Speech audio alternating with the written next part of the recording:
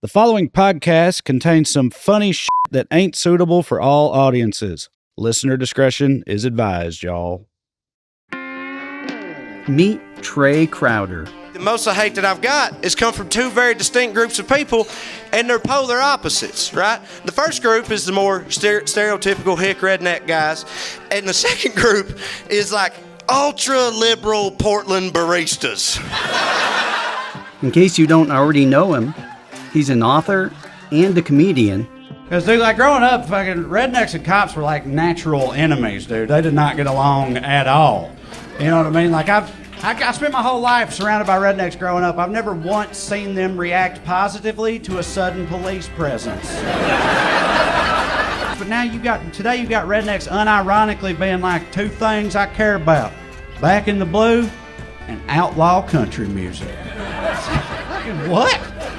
The most popular redneck show in the history of television was literally just about two cousin fucking good old boys running from the law in a sweet-ass orange car, right?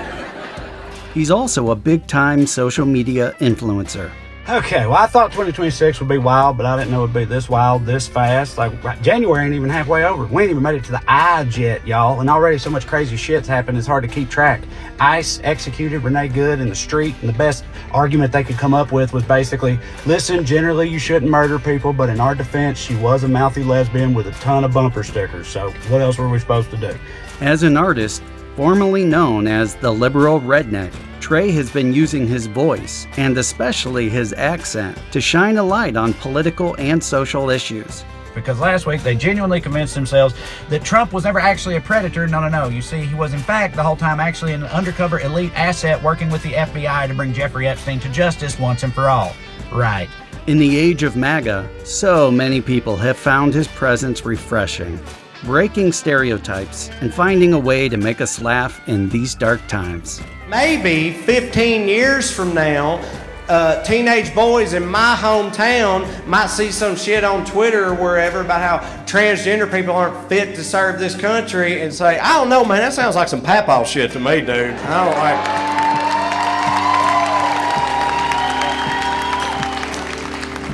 like. Pour yourself a drink, because we're going there. Taboo topics are back on the table. Hey everyone, welcome back to another Season 3 episode of the Going There podcast. We are coming to you from Burbank, California, which is normally really sunny, and today it's a little foggy, even a little rainy. But we're at Everything Studios with our friends here, and we have a man who has brought me so much catharsis during the Trump years, and especially during COVID, the liberal redneck, as they call him, Mr. Trae Crowder.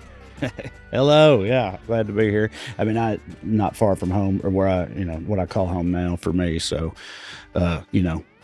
wasn't too big of a haul to get here today, but I'm glad to have done it. We really appreciate it because we know you were just on the road. You've been touring and going everywhere. It sounds like every week you're heading somewhere, right?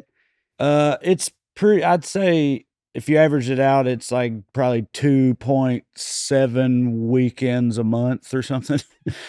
Like not every other week, but not literally every week either. Yeah. Like get a weekend off a month or something like that. Yeah. But it's not like a band either. I don't go out and stay gone for weeks. I leave on like Thursday or Friday. I come back on like Sunday or Monday, even the weeks that I'm gone. So it's not that bad. Do you travel with any, like your family or friends, or is it just no? I mean, my sons are teenagers now. They're 13 and 14. So like, they got school, they got finals, they got whatever. They can't just up and go with me to Dayton as much as they'd love to, so no, not really. And my wife has, does stuff with them. So I think when they're off in college and stuff, if I'm going to like fun places, my wife might like Dayton. My wife might come with me. My wife might come with me in the future. But for now, no, I'm pretty much, well, I say solo. I mean, I usually have a comedian that I know who is opening for me that weekend, and sure. I meet them there, and, we hang out that weekend and whatnot. Did you ever used to travel with like a posse, like the Dane Cook? You remember back in the day? Kind of, but not really. When I first started touring in 2016, when I first got a following from the liberal redneck videos you mentioned, that I toured initially with 2 other guys full time as a branded thing called the Well Red Comedy Tour, and we had a podcast together called the Well Red, like Well RED, like Well Redneck or whatever. Yeah. And they were 2 old friends of mine who I had known from doing stand up in Tennessee. They're both very funny guys, and so we co-hosted a podcast together and we toured together up until after COVID. 2022, I think, is when we all like went solo. We're still good friends and we still host that podcast. Nothing happened. It's just we tour on our own now. Yeah, you have so much going on. Yeah. So let's just say this. I think most of the people who are listeners of our show are going to know who you are because the algorithm, if nothing else, Sure. you know, we've followed you for a while. I think the same kind of brand of like political social awareness plus comedy. For the people who don't know you, what's your elevator pitch on who you are, what your brand is? Initially, when I started out, I would have said that it was more of a Southern fried kind of intellectual thing. I'm not like an actual intellectual, but I'm an intellectual by Clay County, Tennessee standards. But so, which is to say, like, I'll watch foreign films and be okay with it. Don't you have an MBA? Yeah, I do. So, yeah, but, I mean, but I don't, I don't. And you have a bachelor's in psychology. Yeah, that's all true. But I can't talk to you in depth about like, Nietzsche and stuff like that. Yeah, but I think that's kind of what makes you an intellectual. In my opinion, a true intellectual is not somebody who tries to like boast their intelligence and speak outside of school. Like, I see what you're saying. Trust me, I get it. But you are definitely intellectual. Basically, the thing that I thought about, and again, not in a contrived way, just in a self-awareness way, was that like, I don't talk the way that I sound. Like, I'm from a very rural part of Tennessee. I have a thick Southern accent, but I don't fit a lot of the stereotypes that I know people have about people from those places who sound the way that I do. And I was very hyper aware of that. That included being like okay with gay people and anti-racist and stuff, but that was just like part of it. I didn't consider myself explicitly a political comedian or whatever at that time, but I did a bit that I called the liberal redneck bit, and which became those videos, and I became known for like political comedy specifically. So the simplest way to describe it is literally just that title. I mean, liberal redneck, I feel like gets it across pretty well, although I've actually taken that out of most of my social medias now and whatever, which is funny because I was telling a guy that, and he was like, yeah, you just got too uncomfortable with the word redneck. And I was like, no, it was the word liberal. Is the reason I took it out. That is so true, because I feel like you go far enough left anymore, you meet the far right sometimes with like, I know the people who were like part of the hippie movement and anti-vax, and like they meet Maha there. And sometimes the word liberal, I don't like to use those definitions either, because it could mean 100 different things to 100 different people. Well, see, because where I'm from and everything, they were all like interchangeable, like left, liberal, progressive, whatever. And those words all have actual definitions, but they were never used that way. Yeah. Where I was at, or in my head, it just, you were either like right, left, or center. And if you're on the left, then you were a liberal, you were a progressive, you were whatever. And people didn't make those distinctions. But now, like you said, it could all mean 100 different things. And I think that I don't know. I just think that like, basically, I just think, I just try to live by the golden rule and try to put yourself in other people's shoes, treat people the way you want to be treated, and mind your own business. And other than that, we should have a strong social safety net if we're going to proclaim to be the best country in the world. And that's pretty much what my politics are like, period, like all told. Really. That used to just be considered moderate. Like being like a common sense person. Yeah, I know. And that's the way I look at it. Now it's seen as like an extreme view as we're witnessing. Like you, I didn't grow up quite as in a red area. Ohio's been pretty red for a while. We're purplish at times, but like you and I could go, if people didn't know who you were, you and I could go to a MAGA rally and we would fit in. Yeah. And that's a double-edged sword, right? Because you, I'm sure, have heard some shit, which is part of your learning process because they assume you're safe. I can be racist around this guy. The guys I mentioned, Corey and Drew, that do Well Read with me, we did some sketches for Comedy Central a few years ago, and like Comedy Central Digital. And one of those sketches, the premise of it was how if people in a bar would hear our accent and go into racist mode because they were like, this guy gets it, or this guy's on board. And that happens all the time. So yeah, living out here, living in LA, like someone hears my accent, asks where I'm from, I say Tennessee. If they respond to that super positively and like, especially if they're like, we would love to move to Tennessee. We're looking to tons of people out here moving to Tennessee right now. And like, usually if that happens, I know that some right wing stuff is coming down the pike right after that. Yeah. I don't pivot to talking about the Dodgers or something to try to avoid it. You could tell me if your experience is different. They usually test the waters first. They're like, well, we need more people like us to move there, right? Yes. Or it'll be like dying to move there. Oh yeah. Yeah. It's just, man, all this crime out here and, that, or the taxes, whatever, which the taxes are insane, don't get me wrong, but they start with stuff like you said, putting like the feelers out or whatever. Or sometimes it's just full blown, like a lady in a bar in Denver, which is like, ever since Black Lives Matter became a thing, this city's gone to shit, Oh God. It's like the guy they're always around with their signs. I don't know. So you never know. I've heard it all too through my whole life. But I've changed a lot, especially in my adult life. And I think, the more you're around people not like you, being out in LA, it's impossible not to be aware of this stuff. So did you grow up in a family that leaned a little more left? Yeah, kind of, which I know is unusual. Like I kind of feel bad about this pretty often because I would say maybe the most common question I get from like fans of mine, and especially around the holidays, is like, and especially increasingly lately, is like, man, what do you do to like deal with your super mega family members, or that type of thing? And, right. And like, I get that question all the time. And like I said, I kind of feel guilty because like, I don't have that, which I know is super weird. Cause like I've got a buddy, like an old comedy friend who lives in Minneapolis, and his whole family is super MAGA, I guess because he's a white guy and they were like upper middle class. So like, that's a very common experience. And I'm unusual in that way. Cause also the two guys I mentioned, Corey and Drew, my wife, and most of the other people I know who are like me, liberal rednecks or whatever, most of them are like the blue sheep of their family is what I call it. Yeah. But I'm not. I was raised by a single father, and my dad's only sibling as my uncle Tim, who is gay. And my dad had known that his brother was gay since they were like teenagers or whatever. And he still like loved and supported him and stuff. And I think maybe because of having a gay brother, or maybe just because he thought it was bullshit, or both, my dad didn't go to church, which means he didn't make us go to church when we were kids. Me and my sister go to church when we were kids, which was unusual in the rural South. So I didn't have that whole Southern Baptist thing. My dad was very open-minded.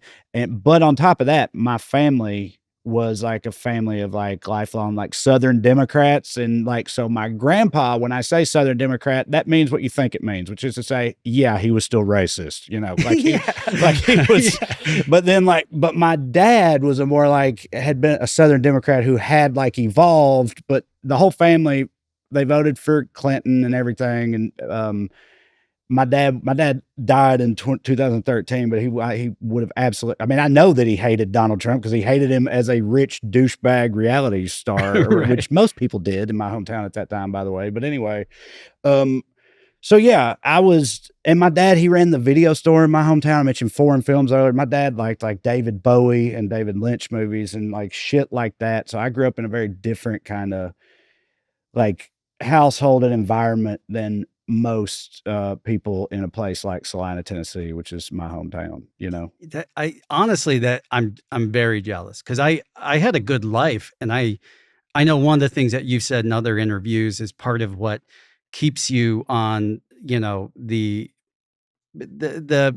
politics and your basic philosophy is growing up in a rural town where there was like abject like poverty. Oh yeah. Yeah. We didn't get into all that yet, but yeah. Yeah. So, That's great. I, on the other hand, grew up with a lot more privilege than I ever realized. So, like, I am one of the people who became woke and became the blue sheep. And definitely going to use that term from now on, because I tell people I'm the middle of five, and there's not hate there, but there's definitely like, what happened to you? Mhm. They assumed that the liberals at college scrambled my brains. Of course, yeah. But I said, no, I became a lot more liberal after college as I'm watching the world fall apart. And I'd made friends with people who don't look and sound just like me. And that is what opened my eyes. But sounds like you've always kind of been that way. You were born into it. It sounds like your dad was actually pretty enlightened for where he was, For place that and time. place and time, he absolutely was, yes. And yeah, like you said, yeah, my hometown also, the factory left after NAFTA in the 90s, and all the other businesses closed down, and also the opioid, like Oxycontin, showed up at the same time. You know, jobs left, pills showed up same exact time, just like devastating. I mean, again, you're from Ohio, you definitely know something about all that. Part of the Rust but Belt, just devastated my hometown, and I mean, to this day, it's never recovered. I felt my hometown is like, in terms of aesthetics, topography, vistas, whatever. There's a lake there and everything. It's very beautiful, but it's like economically and everything. I think it's one of the bleakest places you can go. Yeah. Like, it's not like small town USA. Like, you go there and you're like, It's not Mayberry. no, not at all. It's not dangerous or anything. It's just sad. Like, Yeah. it's not doing well. It hasn't been for a long time, and there's no like hope really either. Yeah. Like, it's just So nothing. were you a black sheep or a blue sheep in the town? Oh yeah, very much. But again, mostly just because. Well, no, I mean, I remember I've told this story a bunch, but one thing I always remember is I was in high school when we went to war in Iraq, right? So after Afghanistan and everything, which everybody was fully on board with because of 9/11.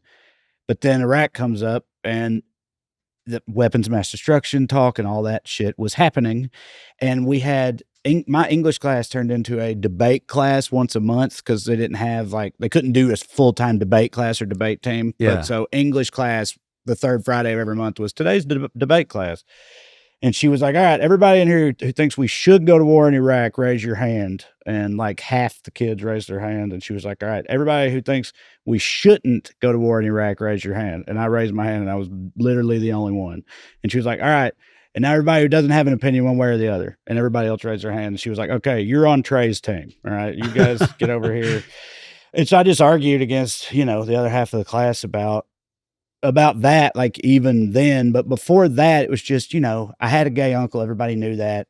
So I was like not homophobic, but also I wasn't religious, and I was openly like, dubious of religion and church and stuff, which was like weird, obviously. And then like, I remember one time a bunch of my redneck buddies were coming to meet me at my house. We were going to go ride around town because that's the only thing to do. And they walk in there, and I was watching, Eddie Izzard's comedy special, Dressed to Kill. Eddie Izzard referred to himself at the time as a executive transvestite comedian. It's a cross-dressing British guy who was super highbrow and intellectual. One of my absolute all-time favorites. And, my redneck buddies walk in there, and it's a British dude in a dress. And so they're like, what the fuck? They're just like, what are you doing? And I was like, just stop and listen to it for a minute, which, they wouldn't. So shit like that. But I don't want that to be misconstrued as me being like an outsider, though. I actually did pretty fine socially because I didn't, I don't know. I just the quarterback on the football team copied off my math homework for 12 years or whatever, that type of thing. And I was funny. So that's a get out of jail free card for a lot of things. I was funny, and shit was bad for everyone. And so I was well liked, which is part of the reason why when I'm such a pariah now to so many people that I grew up with, which is true because of everything that's happened and how much more divided everything's gotten. That's part of the reason I get very defensive about that, because I'm like, I've literally always been this guy.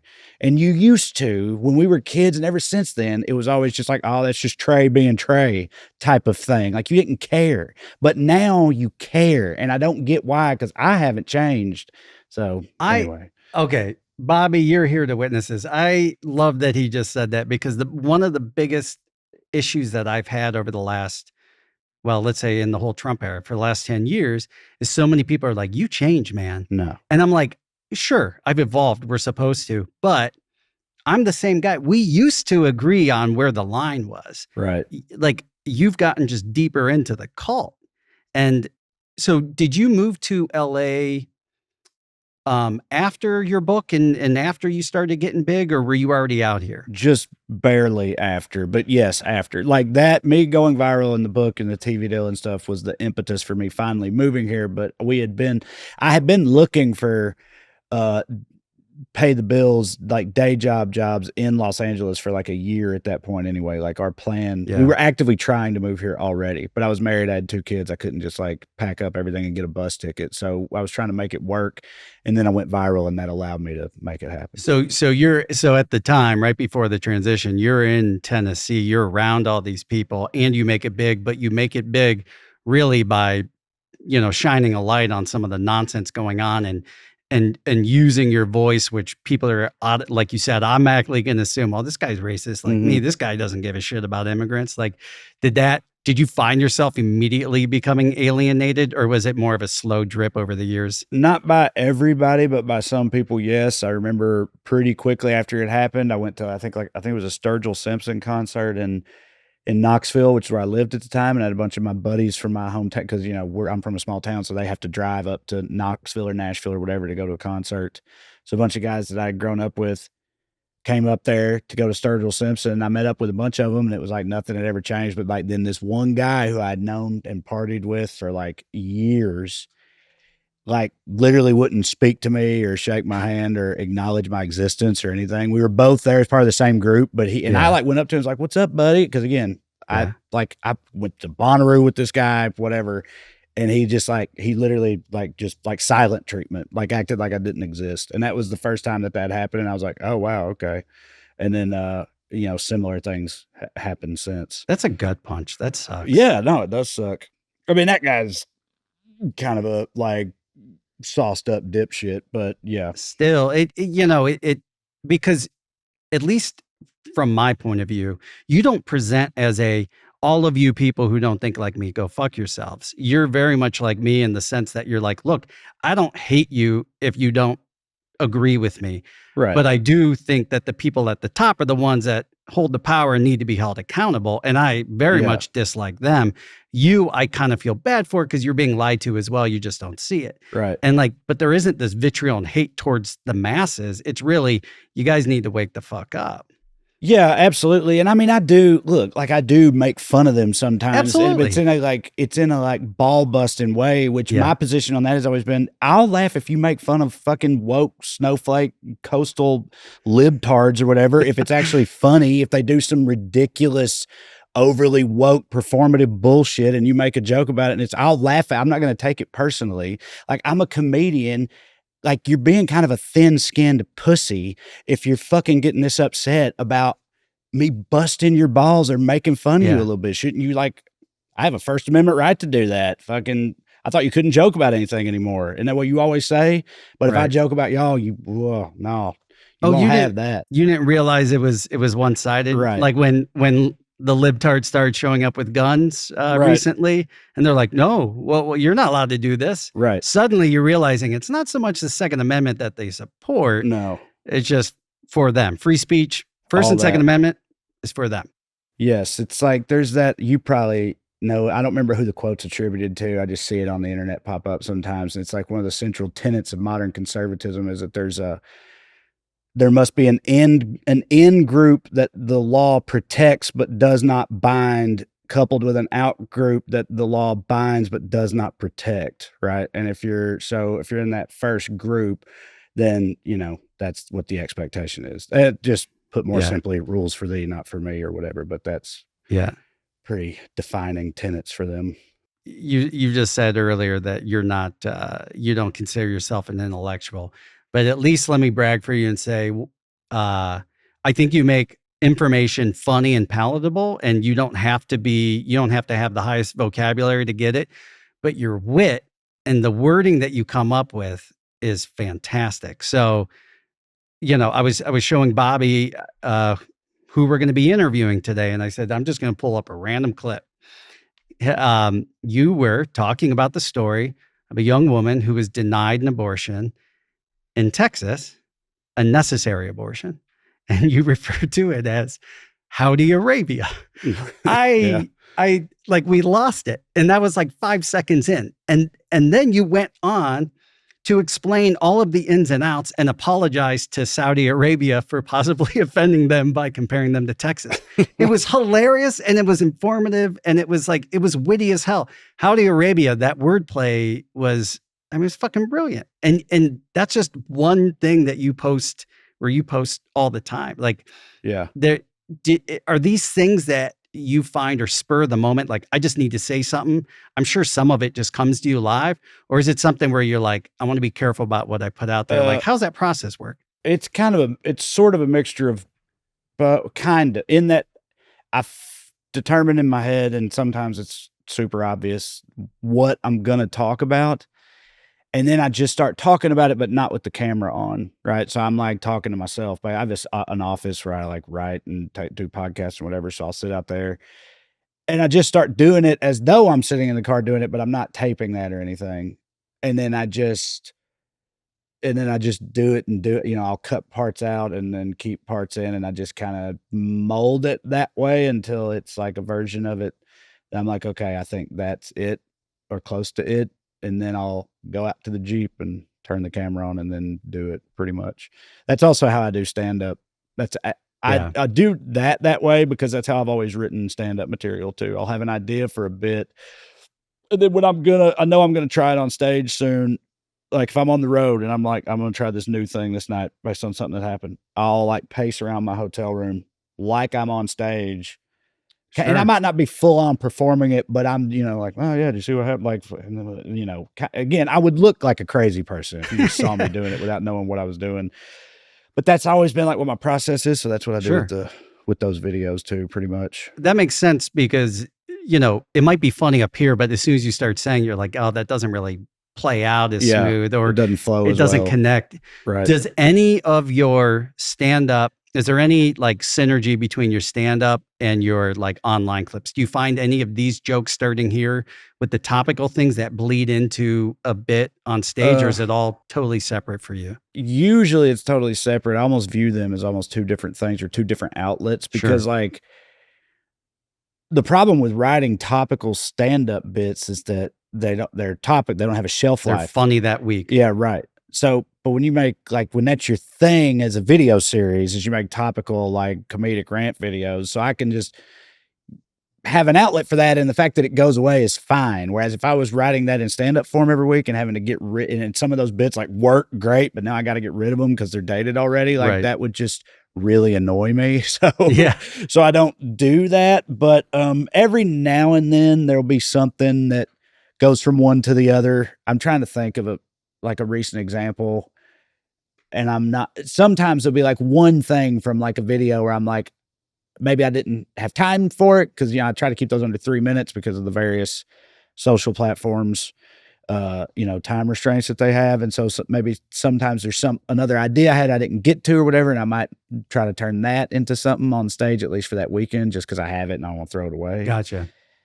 But that's about it. But that is the main problem with that, though, is because oftentimes I've thought it would be good to at least do some more evergreen, like online videos. They'd have more staying, because the same applies there. You can do that on the internet, but they'd have more staying power if they're evergreen. But anytime I come up with an actual good concept or premise for like what would be an evergreen internet video, I'm like, nah, I'm gonna do that on stage. Save it. Yeah, save it for the stage. That makes more sense. So that's kind of what ends up happening. So they are connected in that way. Yeah. Okay. So stand up aside for a second. The online stuff, this probably changes and is a mixture on the spectrum throughout.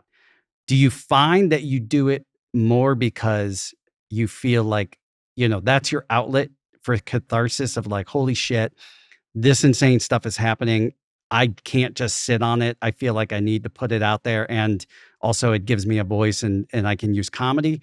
Or does it feel more like it's like, okay, I need to continually push this out there. Does it feel like more work or does it feel like more release? I mean, the honest answer is it depends. It depends on what the subject matter is and what's going on. At this point, I try to do them weekly. And that makes it feel like work sometimes, depending on what's going on in the world. Some things, though, it's like, oh, I enjoy it. Comes to me quickly. I barely even have to think about it. I have fun doing it. Like that does still happen. So it kind of just depends on what's going on. But again, I know this is weird, but like now, like it seems weird. But to sort of go back to something I was alluding to earlier, when I first started doing these in 2016, 10 years ago, I know it sounds this was Barack Obama was still the president. This was early 2016. Oh God, don't let us fantasize about the good old days. This was the very beginning of people starting to take Donald Trump seriously as like a political thing. You're right. So like at this point in time, like I said, I had a stand-up bit that I would do that in my notes, like in my set list, that bit was called the liberal redneck bit. And literally the setup for it was everybody hears my accent and automatically assumes I'm some Bible thumping troglodyte because that's all they ever see portrayed in the media with this accent. So I know what I'm going to do. And it's funny because I ended up literally doing this, but I was like, I know what I'm going to do. I'm going to start going out in public and being just as loud and crazy and redneck acting, but I'm going to say a bunch of super liberal shit just to try to balance the scales a little bit. Like that was like the setup for the joke. And then I would literally just say, like one was like, my F-150's got a bumper sticker on the back of it that says my other truck's a Prius, like shit like that. Like jokey things like that. They were like, and I never said the words liberal redneck, but it was a bit that I would do. And what might surprise people now is that it always worked. It didn't matter what room I was in. I could be in the most red ass comedy club in the South, right?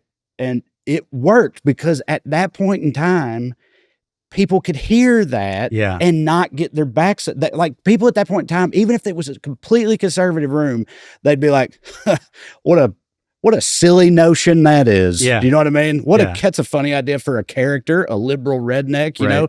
They didn't take it so fucking seriously. So like it would work everywhere. So I really was not that concerned about starting any kind of goddamn wildfire or nothing, or even it being it was more like a comedic exercise to me.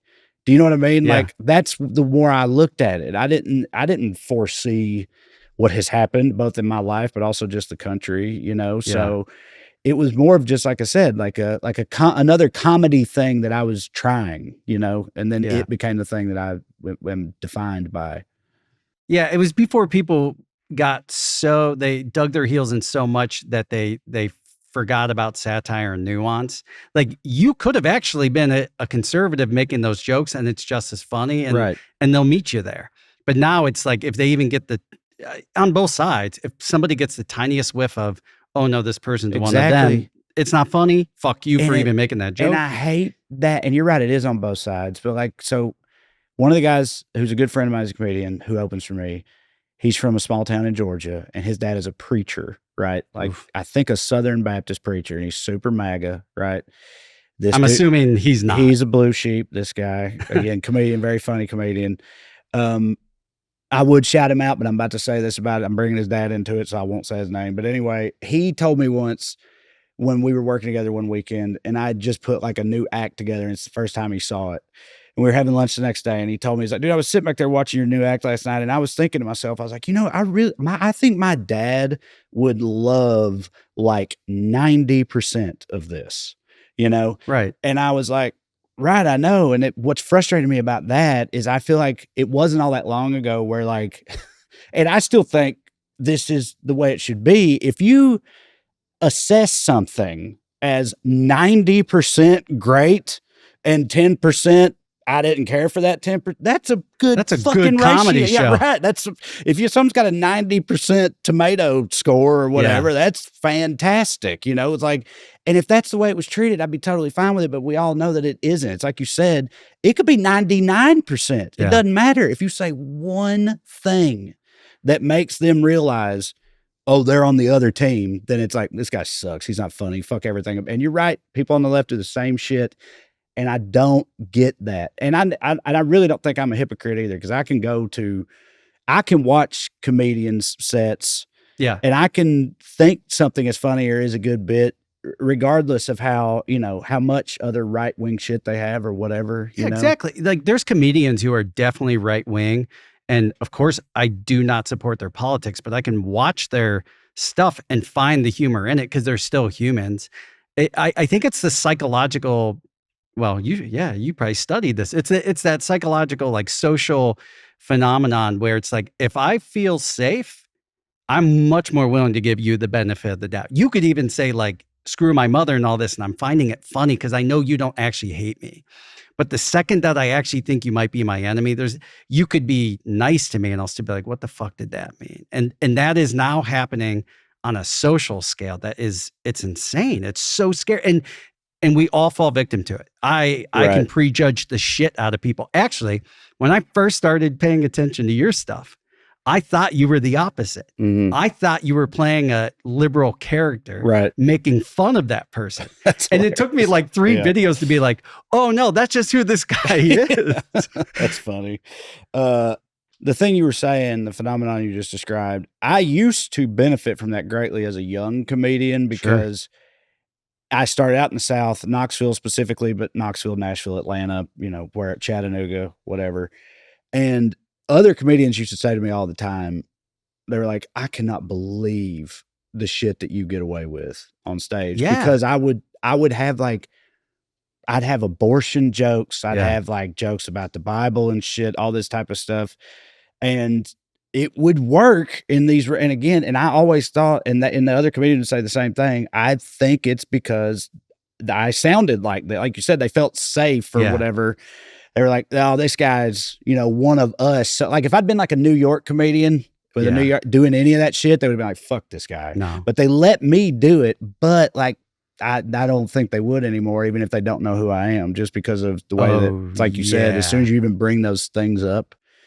So I'm saying it's just, obviously things are so different for everyone, all of us. But it's like, the other thing that's different is when I was doing all that at that point in time and that point in place, that shit was like punk rock, Oh, yeah. It was edgy. What I mean? Yeah. That was edgy in a good way. And now in the comedy world, it's like, that's fucking woke pandering shit. And it's edgy to be pro the authoritarian government or whatever. Like that, what I mean? Which I don't.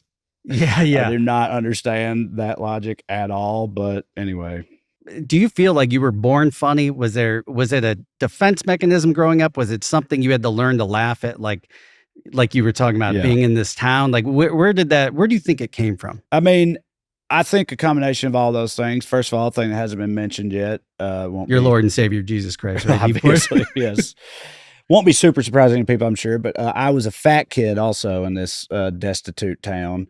I think a lot of fat kids are funny. So that was part of it. Defense mechanism, like you said, there was definitely an element of like laugh to keep from crying thing because everything was so fucked up. Was there an expectation for you to be funny as the fat kid? Because sometimes people get not pushing like those you're roles. thinking, because I also was the smart kid. Like I was primarily you're just breaking all of the social norms. Yeah, you're the smart, fat, educated, fat nerd is a non-religious. But yeah, I was my primary identity in my school was I was the smart kid in my school, and I always say now, because it's true, is I realize now looking back that that's like being the straightest guy to Cher concert or something. Like it's not, but the number one thing about me as a young man is that, and I've said this a million times, but like I graduated high school and left my hometown at 18, fully believing that I was fucking Goodwill Hunting, like a prodigy. And, I'm not. And I had like a full blown quarter life crisis over coming to terms with all that in my like 20s. But, that's how I was as a kid. So like, oh yeah, that was my main thing, but I also was a fat kid. So what I'm saying is there was no expectation of like, oh, he'll fart and fall down. Do you know what I mean? Yeah, okay. Like you when weren't I getting feel like, laughed at. What I feel like when you say like, usually the fat kid's expected to be funny, it's in a like humiliate yourself, take your shirt off and fucking jiggle type shit. No, not like that. I was always a smart ass. It was always words like comebacks, that type of shit. Wit, I guess, was always the type of humor that I kind of had. But I think because of the whole laugh to keep from crying thing, a lot of my friends are, hilarious. My sister's hilarious. Like a lot of these people, and I don't know if it's because the town was so fucked or what, but I think it at least helped. Yeah. So I grew up around a lot of funny people too. Shit, my dad was hilarious. My gay uncle's super funny. So, Well, now that you're like a professional comedian, do you find people trying to impress you with, because I have comedian friends and there is no like, that's my thing, there's never that. But No. I think some people are trying to impress, like, I want him to think I'm funny. And then that means something. It's like humor is unique to all of us, Yeah. Like, do you have people trying to like show you I can be funny like you? The thing that pops into my head, and every comedian is familiar with this, is somebody like, they'll tell you some anecdote or some observation they had, and they're like, you can use that if you want, or whatever. Like, they'll like give you bits or whatever, and they don't know that it's either like a super hack premise that's been done a million times, or it's like there's no way that's going to work because no one in the crowd knows your Aunt Tammy that you just told this story about, or whatever it is, But it's more of that type of thing than. I think sometimes I've had people say before in comments or whatever, that type of thing, if they had met me and like cracked me up, that they were like, whatever, that was cool to them. And I guess would be to anybody that's a fan of a comedian. But I just, in the moment, it's just like you said, they said something funny or did something funny. So I just laughed. I definitely do not think of it. I don't think of it in those terms at all. Like, you're not going to try to make me laugh, are you? That's what not at all. It's just, like you said, it's just a human thing. Right. Yeah. You're not going around there like judging them like it's Hell's Kitchen and you're dining at McDonald's, right? No. Who was your inspiration? You had mentioned Eddie Izzard. Were you like a George Carlin fan or Richard Pryor or any of those guys who did both like satire and like social awareness kind of stuff? Of course, yes to both of those. They both came a little later for me though, because their before peak had been before my time. Yeah. So I got into comedy first and then went back and revisited them. So Eddie Izzard was huge, but the main one, the story I always tell, because I know that it's what happened, was we've already talked about my dad. Like I said, more open-minded guy or whatever, single father. I watched. So he ran a video store. I knew I wanted to do that's so cool. Show business shit or whatever because of that, but I didn't know what specifically. And in 1998, I was 12 years old. Me and my dad watched Chris Rock's Bigger and Blacker when it came out. And we watched that together live. And that's the special that has Chris Rock's bit about like, everybody always talks about how great mama is, mama this, mama that. Nobody gives a fuck about daddy, and he's like, all daddy gets is the big piece of chicken. That's like that whole bit. Pretty iconic. And my dad was just like, losing his shit throughout that whole thing. And that was literally the moment that I was like, okay, that specifically, I think I want to try that. So Chris Rock will forever be my personal number one, because he's literally the guy that inspired me to want to be a comedian. And you connected with your dad over it, which makes it that much better. Yeah. Right? I've heard a lot of comedians tell stories on podcasts and stuff that involve some version of that, seeing their dad laugh at a thing or making their dad laugh at a thing or something in that side. There's definitely, at least with like male comedians, I think it's a pretty common anecdote, a version of that. But so him, I think, again, in keeping with my dad, a guy my dad was a huge fan of, who's now he's like a conservative, but I don't think he's full bore MAGA. I don't think he was more of like a post 9/11 conservative. But in the 90s, my dad was a huge fan of Dennis Miller. And I think that Dennis Miller, I think it's inarguable really that Dennis Miller was like an influence on me. If you really think about it, he obviously doesn't have the accent or anything like that at all, but he was verbose. He was a big vocabulary guy. He did rants and shit. He was all about like words and the way to work and stringing words together and stuff. And all so I think Dennis Miller was a big the influence. wordplay. Now that I wouldn't have thought of that. Right. You don't hear his name a lot anymore, which is sad because he was brilliant. Yeah. And I always saw him as a moderate, or like I saw him as a liberal conservative. I think you're right. I don't think he's full-blown MAGA. I think he's a classic conservative. Right, yeah. That now that you say it. Yeah, it makes sense, right? Yeah. Dennis Miller, man. Right. Have you gotten to meet any of your heroes? I've met Adam Sandler, Zach Galifianakis, met John Mulaney, Nick Kroll. I've met Sarah Silverman, but I've not met Chris Rock or Dennis Miller or any of those guys. But I've met a lot of them, and they've all been cool. You know, is there as much credit and respect? Because I know, as any industry changes, there's always, these young guys don't get it. But now that people realize you cannot not have a social media presence and make it any of these businesses. Yeah. Are we at a place now where there's the acceptance of that yeah. Oh yeah, if you're doing it big there, that doesn't mean like you suck and you're just a novice. It's still a little weird. That's an astute observation of yours though, because that hasn't come up yet. But another huge thing for me when I first went viral in 2016 was that so in addition to becoming like a pariah in my hometown for the political part, being like a viral internet guy was like massively looked down upon in the comedy world in 2016. Like you were not taken seriously at all. Right. And the thing is, I kind of got it because like I was part of this big crop of people, and I won't name any of their names or whatever, who had that happen around the same time and started suddenly headlining comedy clubs and shit out of nowhere. And all of the rest of them had never even done stand-up. Like they got a following. Some manager found them, was like, you could sell tickets, right? And you can make money selling tickets. And they're like, well, I'll just do that. Yeah. And now they're taking weekends away from real comics and they don't know what they're doing and they're not good.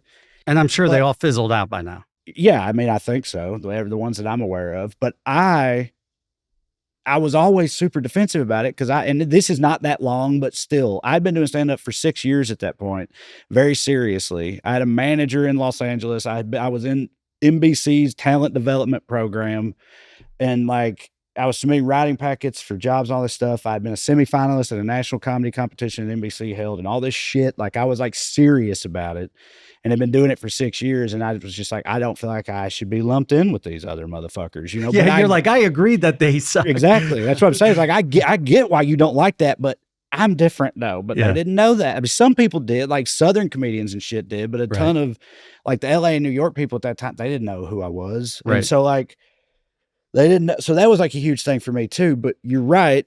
Now, 10 years later, I mean, dude, people don't think. Again, now it's like you have to do it. Like, and everyone understands that. Now it's like if you are even going to attempt to do this shit, you're going to have to make TikToks and Instagram reels and stuff, or you don't have a shot in hell. Yeah. And so like now that it's just accepted as something you have to do, that has kind of gone away. Plus, I've stuck around now for 10 years, so that's part of it too. Well, I mean, they can't judge you based on that because you're actually a touring comic. Right, and have been for a decade at this point. Right. So. Like you, I kind of get it. I kind of see why it is still a thing. Because there's the people who like we put in the real work and we understand the industry, and then there's some guy who just happens to make funny videos, and that is not the same.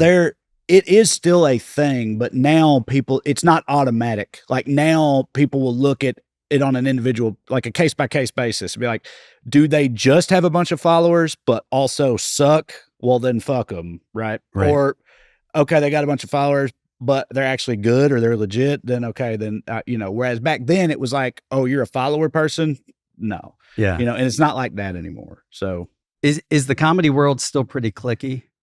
Oh, I mean, I would way more so now, I would say, with all the whole like, Austin Rogan sphere contingent thing that's happening. God. There's like a comedy civil war kind of happening right now, which is weird.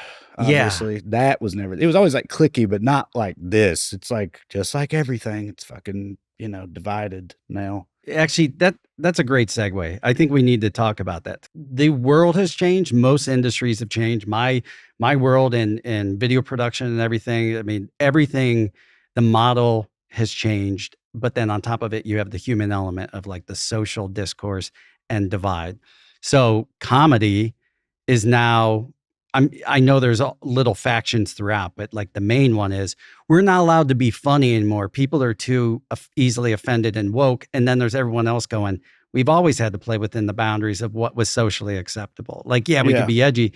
I know where you fall in it, but do you have people who absolutely see you as one or the other? Like, fuck this guy. He's definitely not one of us. Oh, I mean, I'm definitely not in the Austin Rogan sphere camp, like for sure. It's not nothing I've ever walked away from. I'm not invited to it. I'm saying, but I'm definitely not part of that. You never got invited on like Kill Tony or any of those things? No. And the thing is, actually, my position on that has always been that I've always said that I would go just about anywhere, meaning in terms of podcasts, to talk to whoever, because to me, it feels like backing down not to or something. Right. But go there and like stick to my guns type of thing. Yeah. But I'm not losing any sleep over not doing it. I'm not really a fan and like of the show itself. But anyway, yeah, I think a lot of those people saw an avenue for, more pronounced success in the comedy world and, grift, gravy train type thing. Yeah. Just like it's been in so many other areas. Mm-hmm. And then some of them are fully legit about it. Yeah. So it just depends. And then you have, the people that, from my perspective, trying to keep it real about all that, like Mark Maron and Anthony Jeselnik and Stavros and guys like that who are like, this shit is stupid. So, yeah. I think the world was already in the transition as you were coming into like professional comedy, it sounds like. But have you noticed there a change beyond what we talked about with like the division and people getting easily offended and just the nature of social media? Have you noticed any other changes in the industry as a comedian of like things that get harder or easier or anything in that realm? Well, yeah. Well, there's a lot more inside baseball stuff we could kind of get into if you're talking about like trying to get something made as like a TV or a script, a movie or something. Like but you got to have IP, it's got to be based on something. They don't want to do original ideas anymore. Yada, yada. All that stuff is a thing. All the stuff that's changed with streaming. There's less opportunities, period. There's more, but less. They're less like feasible, in the way the contracts and just the systems work and everything has changed a lot in a way that kind of sucks. It's predatory. Yes. And there's all that. And then in the comedy world, when I first got viral and stuff, a question I got frequently was like, at the time it was like, is it possible to be funny if you're conservative? Do you know what I mean? They're like, are there any funny conservative people? Because when I, as a comedy fan growing up my whole life and early on when I became a comedian, it was just like assumed that there were plenty of comedians who didn't talk about politics at all or nothing like that. But they were either that or they were what people now would call woke, I feel like, which is to say like, talking about social, like the right always tries to claim George Carlin and shit now. It's like, no, hell no. Right. And so, and that was just assumed. And there would be like, are there any examples of like, funny conservative? Like that was like the stand, that's where the comedy world was at the time. And I never in a million years thought it would get to a place where all the most successful and popular like comics want to sell out the biggest rooms and all that shit are all like definitively right wing or whatnot. Like, so that has been the craziest shit to me. I do, again, inside the comedy world, kind of a civil war, which I agree with a lot of people that are like, this is stupid. Like the drama about it all is so fucking dumb. But but I do think the pendulum might be swinging. I think there might be a bit of a pushback happening culturally. I think some people might be getting over all that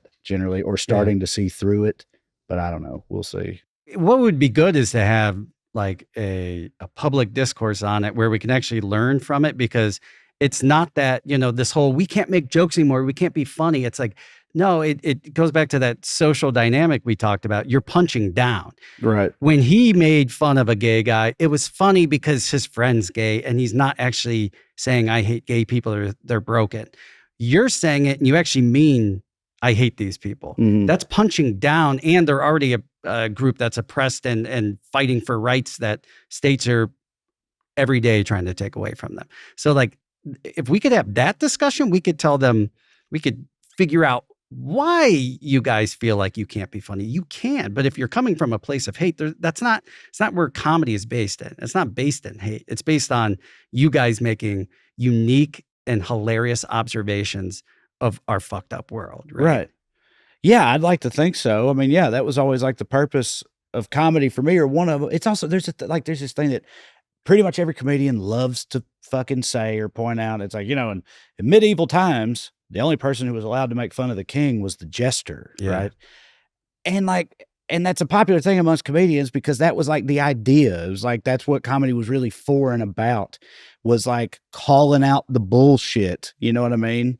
but not just like, but yeah, now it's about just fucking kicking people while they're down, apparently, because it's more lucrative to do so, I guess, or whatever. And then talk about, and then say everybody else is pandering.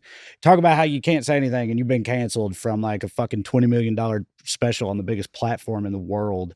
And then, you know, and you're not allowed to joke about anything anymore and all that. It's just, and it's like Mark Maron said, he was like, you know, okay, but you guys you won, like it happened, you won. Like you won. Like, so are the jokes going to stop? Are you going to joke about something else now? You know, like you were so worried. The whole premise of all that was like, this shit is taking over our culture. Yeah. It's like, no, it's definitely not. Like you guys have taken over the culture. So can you shut the fuck up about it now? But that was not. brilliant. And it's hard to not like Mark Maron because he's one of the best of the best. So even the guys who disagree with him are probably watching it like shit. No, yeah, he's so good. His last special was so good. He did all those guys I mentioned earlier. I've met I do shows at Largo sometimes, like Trae Crowder and friends at Largo's iconic venue here in LA. Mark Maron did the last one that I did not that long ago, and he just had a special come out. Didn't have really anything ready yet. Yeah, did like 15 minutes and was just, you know, incredible the whole time. Just because he's like been doing it for so long and he's super good at it. It's like you say, he's kind of undeniable. So yeah. I told him backstage, I was like, I'm sure you're getting this a lot, but I've really been appreciating what you've been doing out there. And he's like, what I've been doing? He's like, I've been taking the fucking hit. That's what I've been doing. Fuck. And he just like walked. It was very, very Mark Maron. He is carrying the world on his shoulders, I think, some days. But yeah, no, I'm a big fan. All of you guys are. I mean, that you're putting yourselves out there. I know you see yourself as a comedian first and foremost, obviously. Do you think that the people who know you from the internet see you as an activist first or a comedian first? I mean, I think a lot of them definitely it's the former. I think a lot of them that have followed me for a long time know that about me and so at least oblige me or whatever. But plenty of people, it's definitely the former. I mean, I still get people all the time who like love me, big fans of mine, who like come to a show and will say to me some version afterwards. They'll say to me some version of like, I love your videos and everything. It's like, I wasn't sure how this was going to be, but like, you're good at this, you know? I was like, yeah, no, I know. Wow. Like, that's the highest form of compliment. But it's like, yeah, no, this is like what I actually do, you know, but. Well, I'm familiar with your comedy. Do people come in thinking it's all going to be like Daily Show, like making topical bits and all? Not everyone, but yes, like that definitely happens. Sure.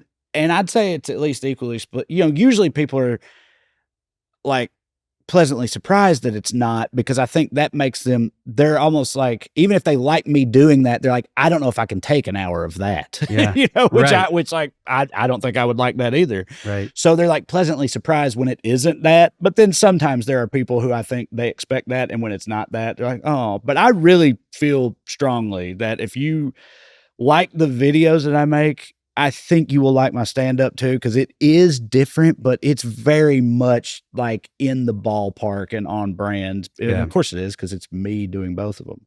Well, I think they're two different vehicles for comedy, but for two different purposes, in my opinion, because you have the short, quick, witty, topical things. I go to that, and I think a lot of people do, for catharsis. Oh my God, why is no one seeing how insane it is that ICE is killing people? Well, here's Trae telling me and saying all the things I'm thinking and putting a hilarious spin on it. So I feel like, oh God, I'm not alone. But I don't want 90 minutes of that at a show, because escapism is a lot of what entertainment and comedy are for. And if you did that, I don't think it would have been. No, I know. Well, so right after the election, especially, I was getting a lot of people being like, I was kind of worried, even though I love you, I was kind of worried. I didn't know if I could take an hour of just talking about this shit and freaking the fuck out about it internally the whole time. Because you're right. They do come there to like, at least at some point for my crowds, it's both. They come there a little bit to hear like a hell yeah, fuck this shit, but also to just have a good time and not have to think about it or whatever. Yeah. And I think that I, provide that.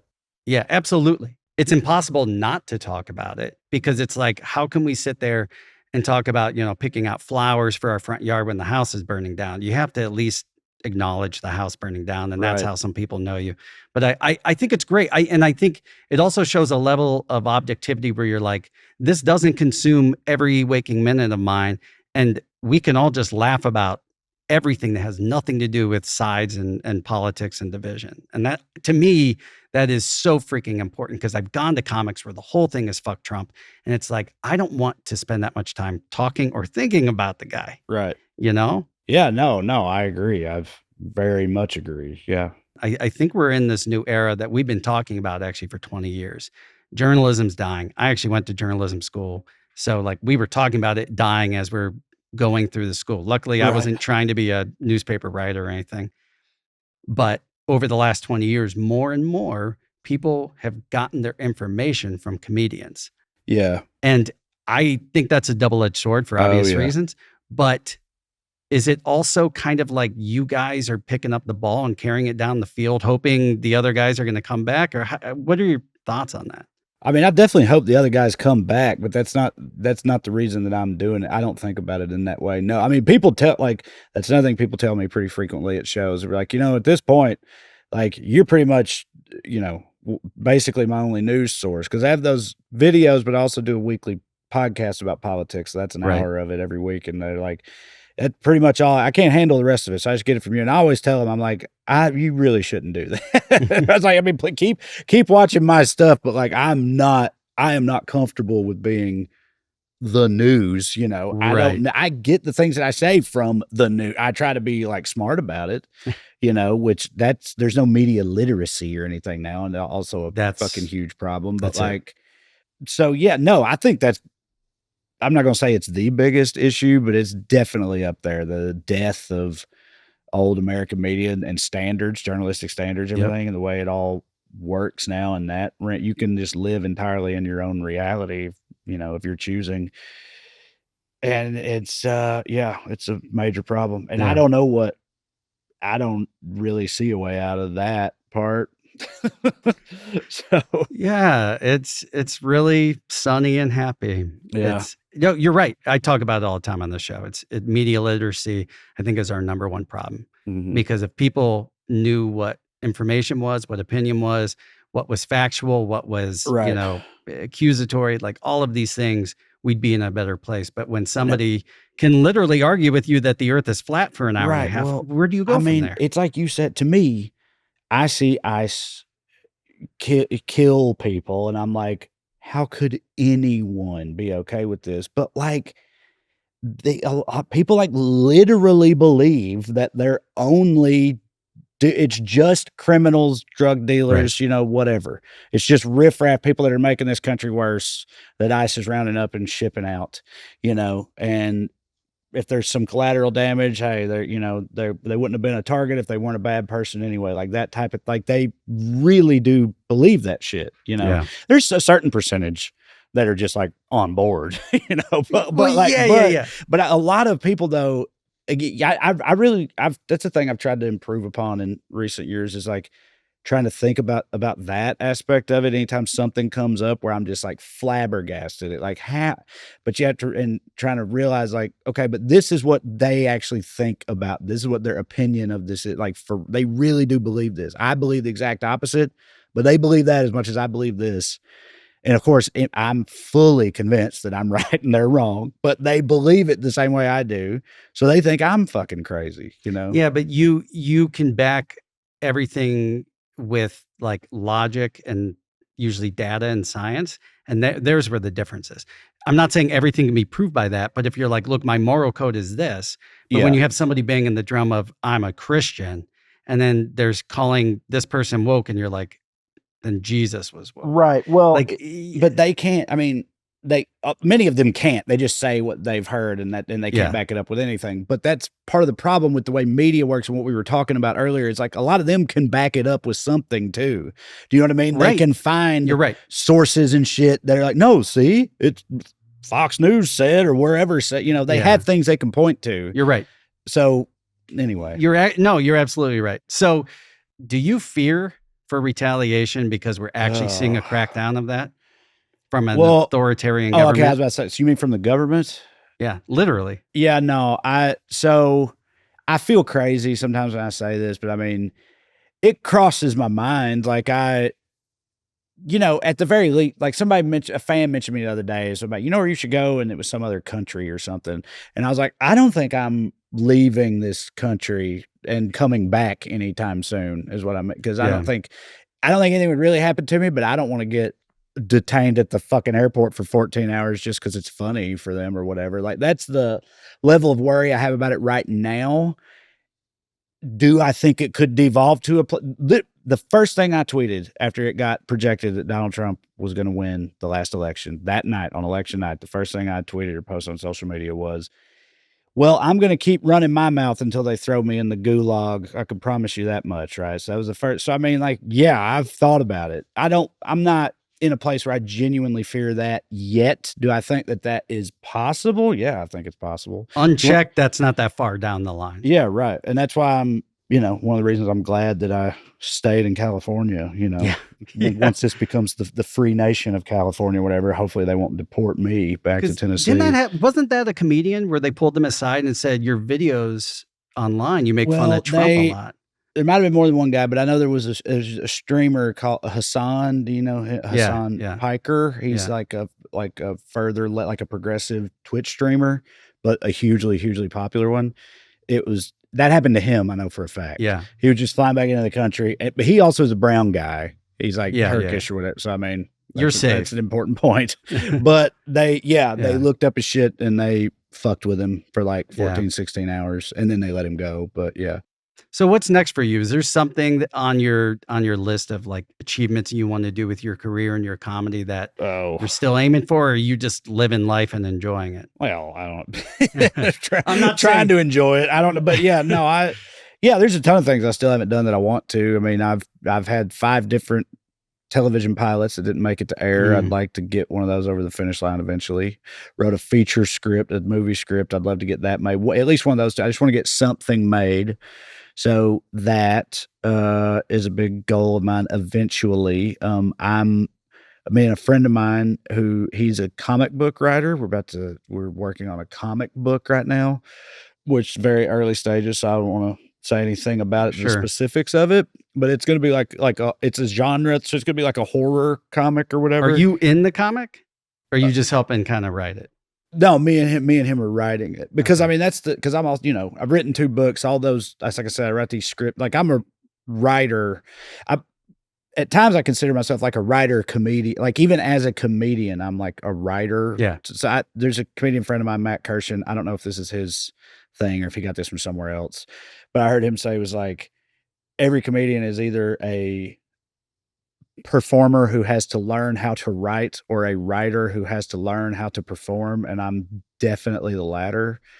So a comic book is something I haven't written but would like to, and we have an idea for one that we're doing, so I'm excited about seeing that through. I've got an Audible original. One of those pilots became an Audible original, so like a radio play, essentially, like an audio only drama, multiple episode thing that's should be coming out in the next few months. I was recording it yesterday and today, and we're recording it next week too. So that should be happening and coming out before too long. So, keeping the plate spinning. I call it, keep pushing that boulder, Yeah. So where can people keep an eye on all these things to see up and coming events and tours, dates, and everything? It's Trae Crowder, Trae Crowder, at any of your preferred social media platforms. I post about things on there. And then also TraeCrowder.com is the website where all my tour dates are listed. And so anything I do will be put. So whatever your preferred social platform is, if you follow me on there, I'll post about any of this shit on there. And you can get the tickets from the website, TraeCrowder.com. Are you coming anywhere near Cleveland anytime this year?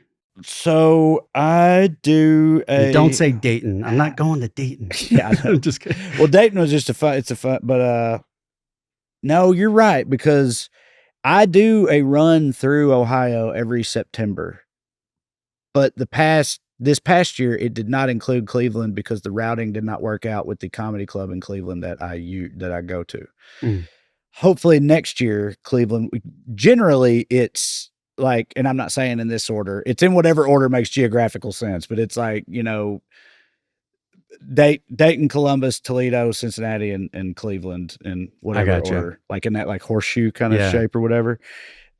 So hopefully next September, because every September I'm in Ohio. It may or may not include Cleveland. Well, if it doesn't, we're happy to drive to come see you, because I haven't gotten to see you live. I watch your specials, and like I said, I've been a fan since 2016.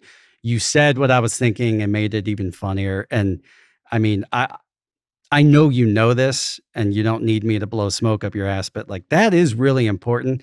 That was a mental health survival tool through the pandemic. Like, so you actually provided people with mental health, like release. And like, sometimes, like you said, as the little fat kid in you, it's like, sometimes you got to laugh to keep you from crying. And you gave a lot of people reasons to laugh. So thank you for doing that. Well, you're going to give me the vapors. It's too sweet. But yeah, thank you. I appreciate that. I like to ask a random question at the end. And so yours is, you have that trademark, like Tennessee, Kentucky accent.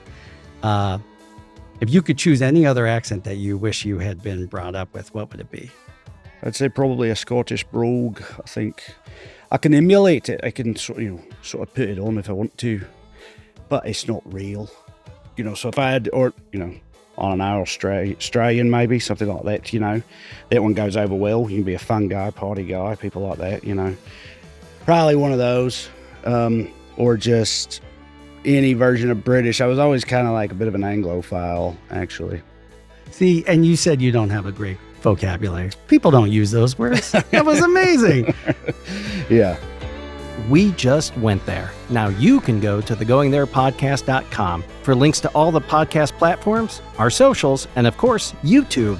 While you're at it, give us a rating, share with a friend, and subscribe.